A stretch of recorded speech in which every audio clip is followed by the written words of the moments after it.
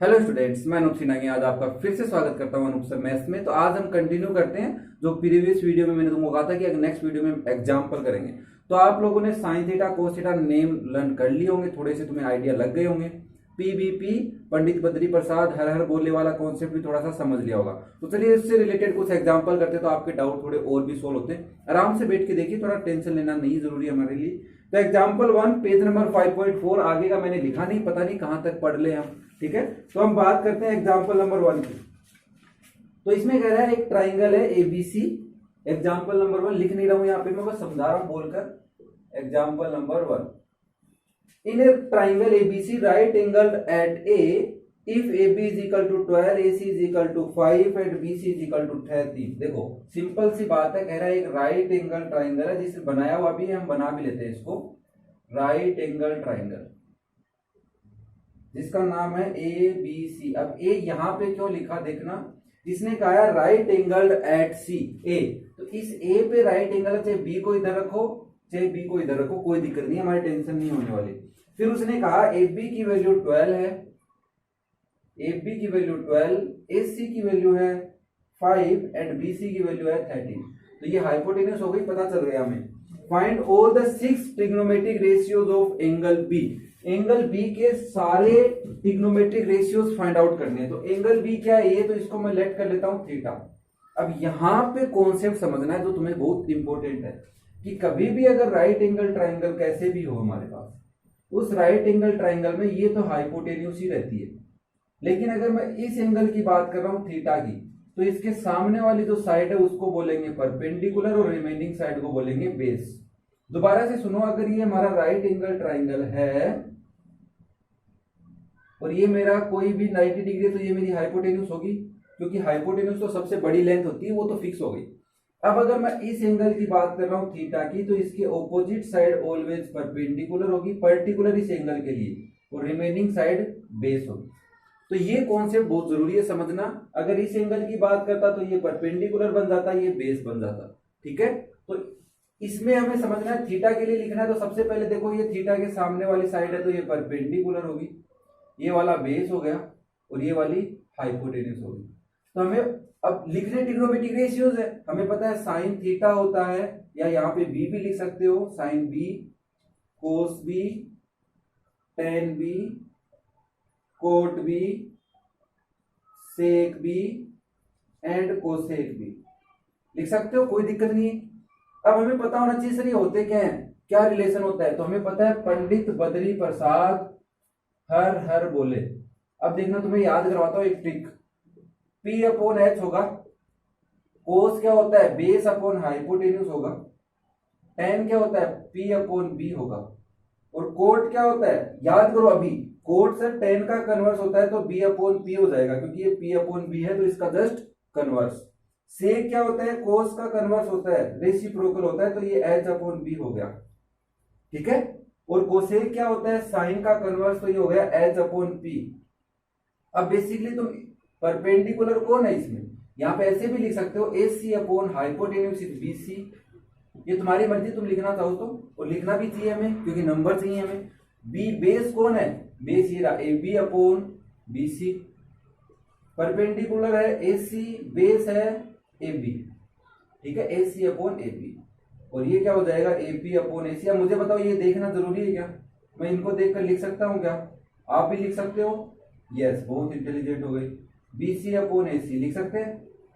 अब हमें value put करनी है, तो P अपॉन H, P की वैल्यू 5 है, H की वैल्यू 13 है, B की वैल्यू 12 है और H की वैल्यू 13 है, P की वैल्यू 5 है और B की वैल्यू 12 है, तो P अपॉन B 12। अब इसको तो फटाफट लिख देंगे 12 upon 5, 13 upon 12 and this one will be 13 upon 5। तो हमने क्या किया कि सर एक राइट एंगल ट्राइंगल था, उसकी तीनों साइडें मुझे पता थी, ये भी बहुत अच्छी बात है कि तीनों साइडें पता थी, और उसमें से मुझे कोई एक एक्यूट एंगल की बात की और उसके लिए मुझे ट्रिग्नोमेट्रिक रेशियोज लिखने थे। तो एक्यूट एंगल का मुझे कॉन्सेप्ट समझ में आ गया कि जब भी कोई राइट एंगल ट्राइंगल में एक एक्यूट एंगल होता है, उसके सामने वाली साइड परपेंडिकुलर होती है, एक हाइपोटेन्यूस सबसे बड़ी साइड होती है, रिमेनिंग साइड को बेस बोलते हैं, या बेस को ऐसे भी समझ सकते हैं जिसपे 90 डिग्री बन रहा हो और वो एक्यूट एंगल बन रहा हो वो बेस होता है। जिसपे 90 डिग्री बन रहा हो और एक्यूट एंगल बन रहा हो वो बेस होता है, जिसपे 90 डिग्री बन रहा हो एक्यूट एंगल बन रहा हो वो बेस होता है। ठीक है, तो ये कॉन्सेप्ट बेस एक एग्जांपल था, थोड़ा सा हमने लंबा टाइम लिया। हम फटाफट नेक्स्ट एग्जांपल करते हैं जिसमें टाइम कम लेंगे।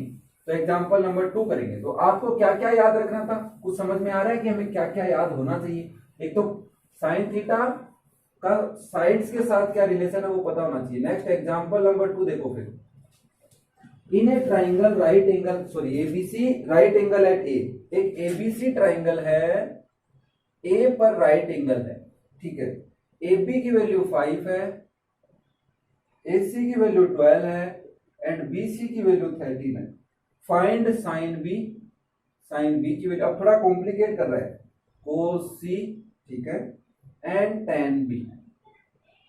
देखना इसको समझ लोगे तो तुम्हारे डाउट बहुत सारे क्लियर हो जाएंगे। दो एंगल की एक साथ बात कर रहा है, मींस B और C की एक साथ बातें कर रहा है, तो कंफ्यूज तो तुम वैसे भी हो जाओगे। सबसे पहले हमें क्या कहा है, राइट एंगल ट्राइंगल है, ये रहा हमारा राइट एंगल ट्राइंगल। ए पर राइट एंगल है तो ये 90 डिग्री बना दिया ए पर, तो मैं यहां B लिख लूं और यहां C लिख लूं, कोई दिक्कत नहीं है। अब फिर एक राइट एंगल ट्राइंगल बना लेते हैं। क्यों बनाया समझाता हूं अभी। देखो ये A है, ये B है और ये C है। अब ध्यान रखना दूसरे वाला बनाओ वो पहले जैसा ही बनाओ, क्योंकि हमारे पास दो एक्यूट एंगल्स के ट्रिग्नोमेट्रिक रेशियोज पूछ रहा है। अगर इस एक्यूट एंगल की बात कर रहा है तो इसके सामने वाली साइड परपेंडिकुलर होगी, ये बेस होगा और ये हाइपोटेन्यूज होगा।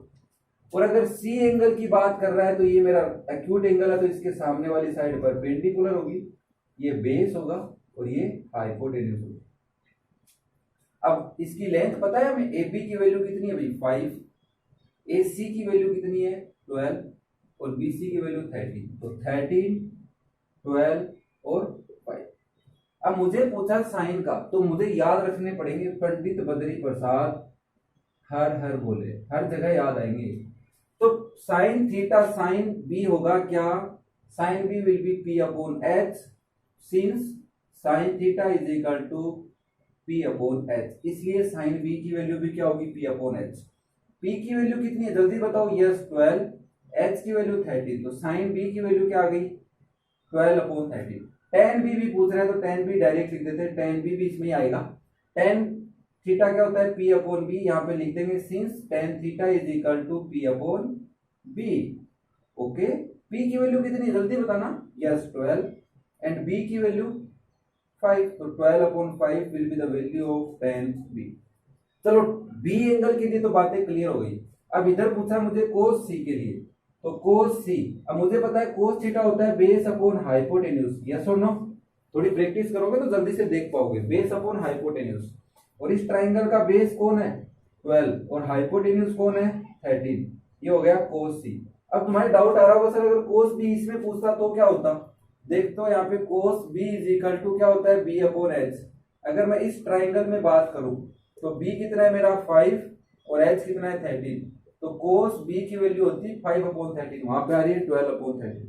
तो इसका मतलब क्या है कि सर जब एक्यूट एंगल होता है तो उसमें एक ही ट्राइंगल में दो एक्यूट एंगल होते हैं, तो दोनों के लिए बेस और परपेंडिकुलर आपस में डिफरेंट होते हैं। मींस एक का परपेंडिकुलर दूसरे का बेस होता है, दूसरे का परपेंडिकुलर पहले का बेस होता है। ठीक है, तो अच्छा क्वेश्चन था, समझ में आया होगा तुम्हारे। चलिए फिर एग्जांपल नंबर 3 भी कर लेते हैं। टाइम है अपने पास, ज्यादा वेस्ट नहीं हुआ हमारा, टाइम वेस्ट नहीं कर रहे हम, है ना, समझने की कोशिश कर रहे हैं। डाउट क्लियर हो रहे हैं। नेक्स्ट एग्जांपल नंबर 3 देखो क्या कर रहा है, इन ए ट्राइंगल एबीसी, एक ट्राइंगल है ABC, right angle at B, एक ट्राइंगल है एबीसी। देखो एग्जांपल नंबर 3 में ट्राइंगल है एबीसी और राइट एंगल है बी पर। अच्छा कंफ्यूज कर रहा है, if A B is equal to कितना भाई 4 है, ओके, बीसी की वैल्यू 3 है, find all 6 trigonometric ratios of angle A, angle A के सारे ट्रिग्नोमेट्रिक रेशियोज निकालने हैं। तो तुम सबसे पहले कहोगे सर यहाँ पे तो हमारे को तो भाई अगर देखो मैं ट्राइंगल बना के, तो ये मेरा राइट एंगल ट्राइंगल है, थोड़ा बड़ा बना लेते हैं कंफ्यूज नहीं होते हैं, यहाँ बना लेते हैं ना, ये हमारा राइट एंगल ट्राइंगल है। ठीक है, अब इस राइट एंगल ट्राइंगल में तुम कहोगे sir angle A sorry angle B क्या है राइट एंगल है, तो मैं ये बी एंगल राइट एंगल बना देता हूँ, यहाँ मैं ए लिख लेता हूँ, यहाँ मैं सी लिख लेता हूँ, या वहां ए लिख लो यहाँ सी लिख लो, कोई कंफ्यूज नहीं होगा, सेम आंसर आएगा।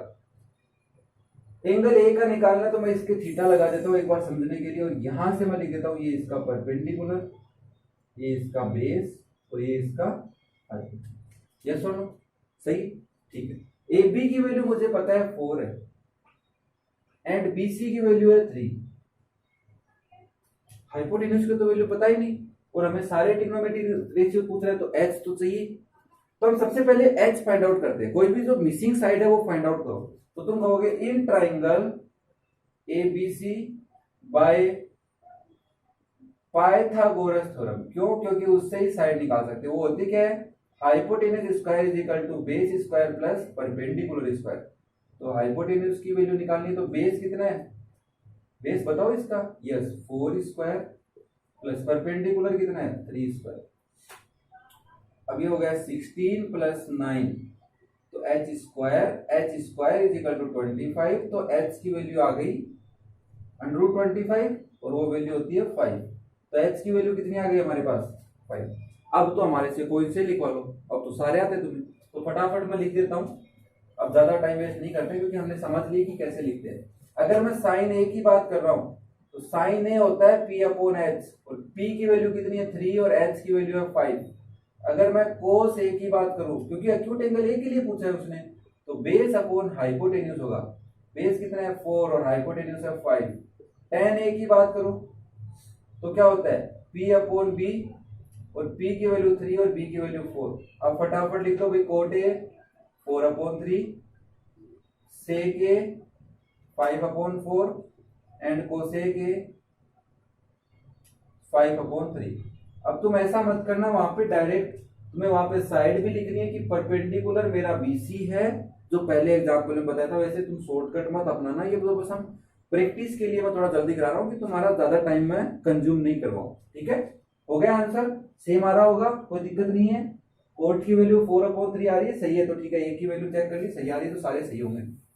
नेक्स्ट हम बात करते हैं एग्जाम्पल नंबर 4 की। वीडियो तो ज्यादा बड़ा नहीं हुआ होगा, मैं एक बार चेक कर लेता हूँ, कोई दिक्कत नहीं है, अभी तो चल रहे हैं। तो एग्जाम्पल नंबर 4 अच्छा एग्जाम्पल है भाई, क्योंकि बहुत सारी बातें पूछी है। इन ए ट्राइंगल एबीसी, अच्छा ट्राइंगल एबीसी है, ठीक है, बात मान ली इसकी। राइट एंगल एट बी, अच्छा एंगल बी पे क्या है? राइट एंगल है, तो मैं राइट एंगल लिख देता हूं, कंफ्यूज नहीं हो। अगर ए बी की वैल्यू 12 है एंड बी सी की वैल्यू 5 है, फाइंड साइन ए, दो क्वेश्चन है इसमें, sine A and tan A. Okay, second वाले में पूछ रहा है हमसे कोस सी एंड कोट सी। कोई दिक्कत नहीं है, दोनों हम फाइंड आउट कर सकते हैं। तो अब सिंपली आप क्या कहोगे? सर सबसे पहले तो ट्राइंगल बनाओ। तो हमने सबसे पहले राइट एंगल ट्राइंगल बनाया एक, और कितने पे है? एंगल बी पे राइट एंगल है, तो ये हमारा एंगल बी। अब क्या मैं ए इधर लिख लेता हूँ, सी इधर लिख लेता हूँ, तुम्हारा कंफ्यूजन भी क्लियर हो जाएगा। और कौन से एंगल की बात कर रहा है? पहले वाले में तो ए की बात कर रहा है, दूसरे वाले में सी की बात कर रहा है।